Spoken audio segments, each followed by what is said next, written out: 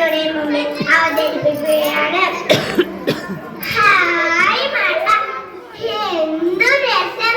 ഇതിലിങ്ങനെ തുള്ളി കളിക്കാൻ തോന്നുകയാ. കാലം തെറ്റി പെയ്യുന്ന മഴയാ. ഇത് ഇന്ന് എവിടെ തോന്നുന്നേ ഇല്ല. ഈ ലോകം ഇവിടെ തീരും. ഇനിയൊരു ജീവിതമേ ഇല്ല. കൂട്ടുകാരെ, കേരള നാട്ടിൽ ദുരിതം നമ്മൾ മറന്നിട്ടില്ല. ആ ഓർമ്മയ്ക്ക് മുമ്പിൽ ഒരൽപ്പം നിങ്ങളുമായി പങ്കുവെച്ചിരുന്നു. എന്റെ ഏക അഭിനയം ഇവിടെ തുടരുന്നു. ഓ എന്റെ രമണി, തണുത്തു വയ്യ. എന്ത് തണുപ്പ! കുളിരിങ്ങനെ കേറുകയാ. പകലില്ലാതെ മഴ ഇങ്ങനെ പെയ്ത എന്താ ചെയ്യാ?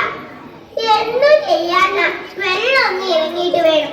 വീട് വരെ ഒന്ന് പോയി നോക്കാന്. ആടിനെയും കോഴിനെയും ഒക്കെ അവിടെ ഇട്ടേച്ച് വന്നക്ക. അമ്മേ, വീട് വരെ പോകുമ്പോ എന്റെ പുള്ളിക്കൂട ഒന്നെടുക്കണേ.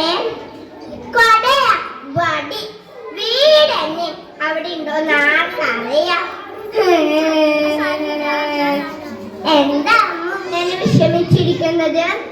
ഐഷ എത്ര പറഞ്ഞിട്ടാണെന്നറിയോ അമ്മ വീട് വരെ എത്ര പറഞ്ഞിട്ടാണെന്നറിയോ?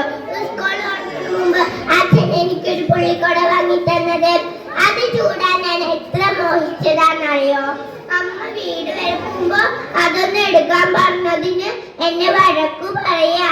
അതുണ്ടെങ്കിൽ നമുക്കിവിടെ ഇറങ്ങി നടന്നൂടെ? കൂടെ ചൂടി ഇറങ്ങി നടക്കാനും സ്കൂളിൽ പോവാനൊക്കെ എനിക്കും മോഹമുണ്ട്. പക്ഷേ മഴ തുറന്നാൽ സ്കൂൾ തുറക്കുമെന്ന് എനിക്ക് തോന്നുന്നില്ല. അതെന്താ ഈശ? മഴ തുറന്നാൽ സ്കൂൾ തുറക്കില്ലേ? കൂടെ ചൂടിയെങ്കിലും നമുക്കൊരുമിച്ച് പോകാലോ. വീട്ടിൽ വെള്ളം കയറിയപ്പോൾ പുസ്തകമൊക്കെ നനഞ്ഞു. പുതിയ പുസ്തകം തുറന്നു നോക്കിയിട്ട് കൊതി തീർന്നിട്ടില്ല. എത്ര പേജിലാണെന്നറിയോ നിറം കൊടുക്കാറുണ്ടായിരുന്നത്? ഒന്ന് നിർത്ത എന്റെ കുട്ടികളെ, ഇതൊക്കെ ശരിയായിക്കോളും. ജീവൻ തിരിച്ചു കിട്ടിയില്ലേ, അതെന്നെ വലിയ കാര്യം. ഓരത്തെന്നാ ചത്തൊടുങ്ങിയത്. അല്ല, അതേതാ കുട്ടി? അവിടെ കുറെ നേരമായാലും ഒറ്റയ്ക്ക് ഇരിക്കാൻ തുടങ്ങിയിട്ട്. അല്ല, അത് വടക്കേലെ ദാസന്റെ മോളല്ലേ? മോളെ, ഈ വടക്കേലെ ദാസന്റെ മോളല്ലേ? ആ ചേച്ചിന്റെ അച്ഛനെയും അമ്മയെയും കണ്ടോ? ഇത്ര നാളായിട്ട് വന്നിട്ടില്ല. അച്ഛനും അമ്മയും എവിടെയാ? അവരൊക്കെ പറഞ്ഞപ്പോ ഞാനും ആ വണ്ടി കേറി പോന്നതാ.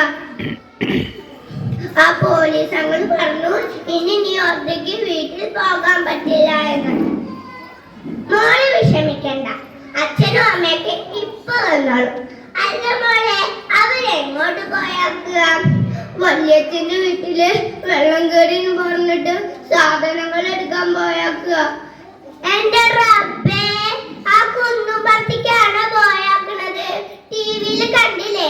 അവിടൊക്കെ പൊട്ടിയൊഴിച്ചു പോയിന്ന്. അമ്മ അച്ഛ, എനിക്ക് അമ്മയുടെ തൊട്ടിട്ട് പോണം. അമ്മ അച്ഛ.